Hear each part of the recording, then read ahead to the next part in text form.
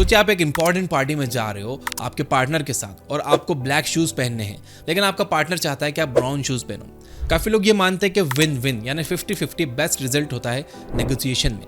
अगर आप यही सोचते हो तो क्या आप मुझे बता सकते हो कि इस सिचुएशन में विन विन कैसे होगा? क्योंकि अगर आप एक ब्लैक और एक ब्राउन शूज पहन के पार्टी में जाओगे तो लोग आपको जोकर समझेंगे, राइट? क्रिस वॉस भी कुछ ऐसे ही सोचते हैं। वो विन विन या 50-50 में बिलीव ही नहीं करते। क्रिस न्यूयॉर्क टाइम्स की best selling book never split the difference के ऑथर हैं। क्रिस ने 20 साल तक FBI में एज अ होस्टेज नेगोशिएटर काम किया है, जिसमें उनका सामना चोर, किडनैपर्स और आतंकवादियों से कई बार हुआ।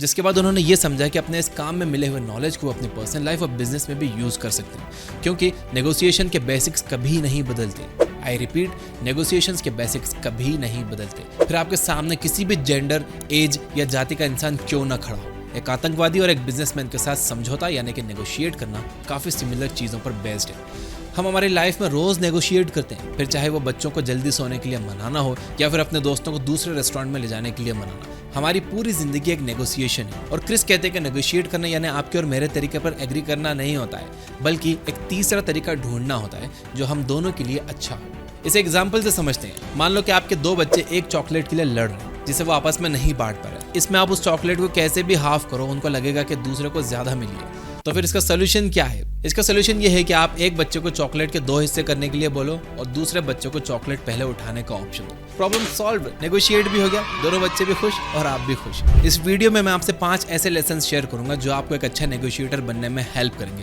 तो अगर आपने वीडियो स्किप की तो मेरा तो कोई नुकसान नहीं, लेकिन आप उन लेसन से महरूम रह जाओगे जो आपकी जिंदगी में बहुत काम आएंगे। महरूम यानी कि वंचित। तो अगर आप रेडी हो तो कमेंट कर दो आई एम रेडी, क्योंकि जिंदगी बदलने वाली है दोस्त। Lesson 1, understand first. हर एक नेगोशिएशन इसी आशा से स्टार्ट होती है कि आप दूसरे इंसान को सुनो और उन्हें समझो।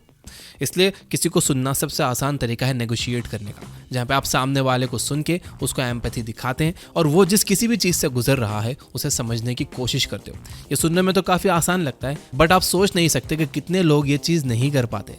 जब कोई इंसान अपनी बात बोल रहा होता है तो आप ये सोचते हो कि इसके बाद मैं क्या बोलूँगा, जिसके बाद जैसे ही सामने वाले का बोलना खत्म होता है उसके बाद आप जल्दी से अपना ओपिनियन देते हो बिना कुछ सोचे या समझे।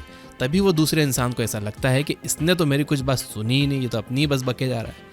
मैं पक्के से बोल सकता हूँ कि आपकी लाइफ में भी ये चीज़ हुई होगी, जहाँ पे काफ़ी बार आप किसी से बात करते हो और आपको लगता है कि आप दोनों अलग अलग टॉपिक पर ही बात कर रहे हो, जहाँ सामने वाला कुछ अलग कह रहा है और आप भी कुछ अलग कह रहे हो। और तो और लोग नेगोशिएट करते टाइम चिल्लाने लगते हैं, क्योंकि उन्हें ऐसा लगता है कि अगर वो चिल्लाएंगे तो सामने वाले के सामने अपनी अथॉरिटी जमा पाएंगे और नेगोशिएट अच्छे से कर पाएंगे।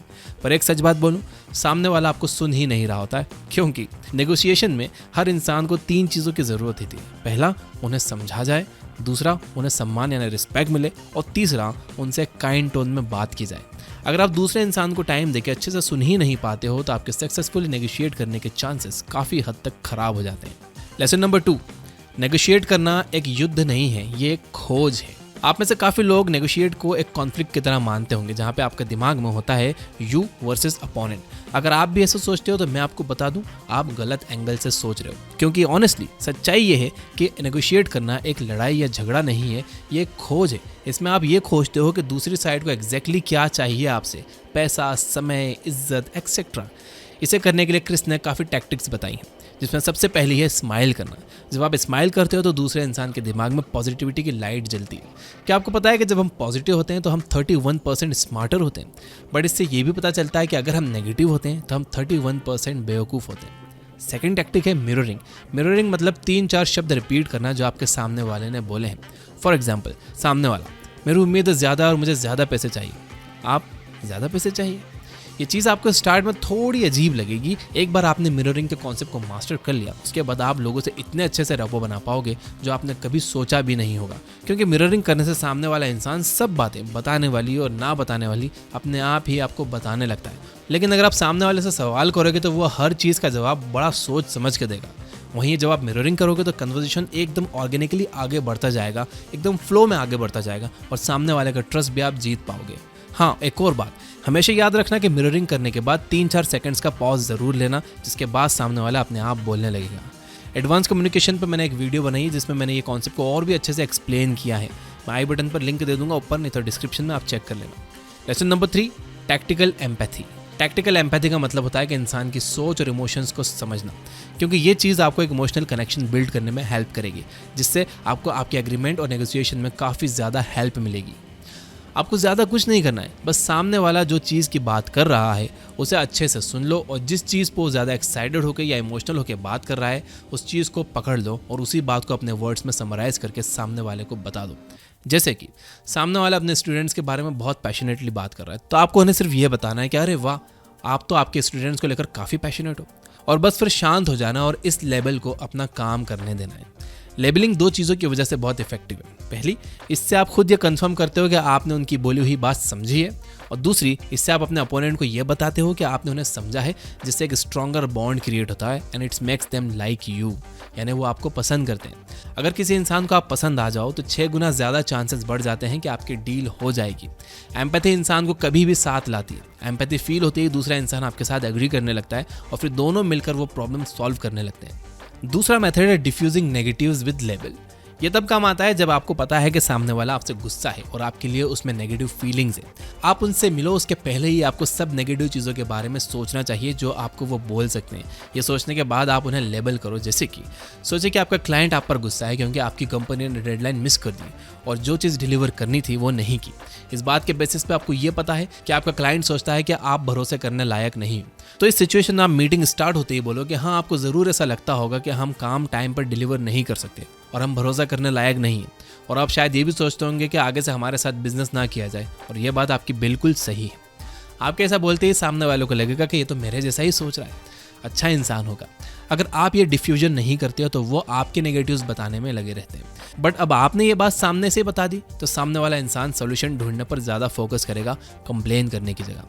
Negative emotions and fear of losing से हमारे दिमाग पर 3 टाइम ज़्यादा नेगेटिव फर्क पड़ता है as compare to positive feelings. तो सामने वाले की नेगेटिव फीलिंग्स को भुलाने की ज़्यादा से ज़्यादा कोशिश करो, जिससे आपको और बेटर रिजल्ट मिलेगा। Lesson number 4, start with no.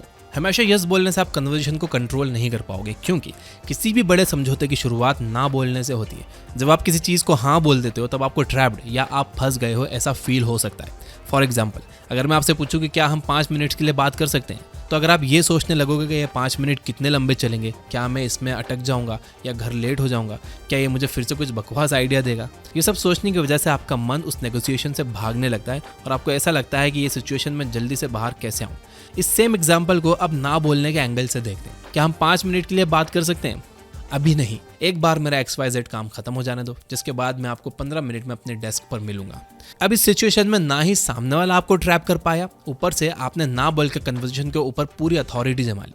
Plus जो एक्स्ट्रा सवाल सामने वाले के एंड से आने वाले थे, जैसे कि कब मिलना है या कहाँ मिलना है, ऐसे सवालों का जवाब आपने सामने वाले के पूछने से पहले ही दे दिया है ना। कमाल की चीज़। Lesson number 5, that is right, यानी वो सच है। सबसे ताकतवर चीज़ है जो एक समझौते में आप सुनना चाहते हो।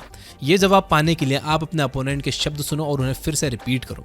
ये चीज़ करना शायद आपको एकदम सिंपल और पागलपन लगे, बट ट्रस्ट मी, ये काम करती है। ये सामने वाले की एम्पैथी को बूस्ट कर देती है। अगर आपको दैट इज़ राइट सुनने को मिलता है तो ऐसा समझिए कि आपकी डील पक्की है।